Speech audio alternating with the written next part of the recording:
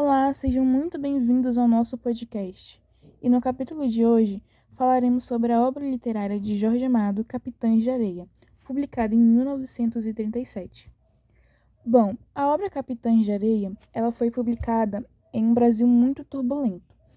A década de 1930 marcou o início do Estado Novo, que foi um período muito autoritário com Getúlio Vargas no poder. A obra ela foi censurada, queimada em praças públicas e considerada subversiva. E por que disso tudo? Porque usava dar voz aos marginalizados, que era um grupo de meninos abandonados que viviam nas ruas de Salvador. Eles lutavam diariamente contra a miséria, a repressão policial e o preconceito. Bom, esses jovens eles eram liderados por Pedro Bala. Roubaram para sobreviver, mas também sonhavam, choravam, amavam e questionavam um sistema que os condenou desde o seu nascimento. Bom, logo na primeira fala do capítulo, o investigador diz, abre aspas, os jornais não podem saber que eles estão aqui. Iria fazer barulho, fecha aspas. Essa fala revela como a imprensa pode ser usada como ferramenta de controle e medo para as autoridades. Ao invés de agir pela justiça, o investigador teme apenas a repercussão pública. A verdade e os direitos humanos ficam em segundo plano. E as atitudes que os policiais tomaram em relação a isso trata os meninos com extrema violência, ignorando qualquer traço da humanidade. E Pedro Bala, mesmo preso, agredido, mantém a sua dignidade, resistência. Isso mostra a corrupção e brutalidade da polícia, que prefere punir do que entender. Infelizmente, as autoridades são retratadas como cruéis, desumanas, enquanto os meninos, mesmo vivendo à margem, demonstram valores éticos superiores.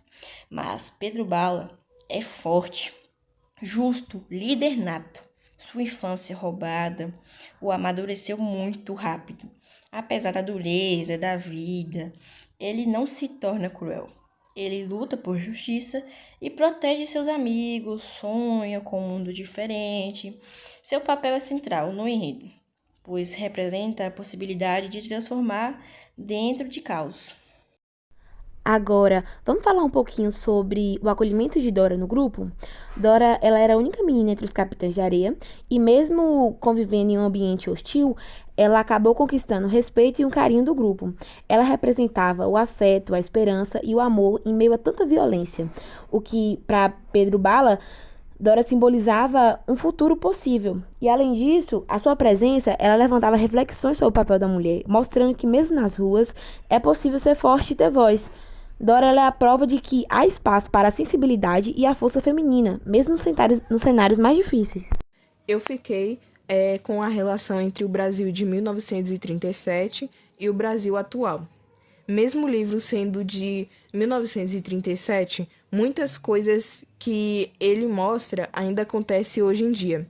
Tipo, tem crianças morando na rua, gente sendo tratada com violência por parte da própria polícia, um órgão governamental que devia proteger as pessoas e não ao contrário. A desigualdade que tem para todos os lados e um Estado que geralmente vira as costas para as pessoas. O Brasil de 1937 para o de hoje mudou, né? Claro. Mas se a gente for parar para pensar, parece que a gente ainda tá batendo na mesma tecla, repetindo os mesmos erros. Tipo, o problema tá ali, mas só vive trocando de roupa. Entra governo, sai governo e continua a mesma coisa. Depois que a gente lê o livro, tem umas reflexão que passa pela nossa cabeça, como o que a gente está fazendo para mudar isso? Quem são os capitães de areia de hoje? Jorge Amado escreveu sobre o passado, mas parece que ele já estava prevendo o futuro. Bom, vimos que a obra Capitães de Areia não é só um retrato do nosso passado, é um grito que ecoa no nosso presente.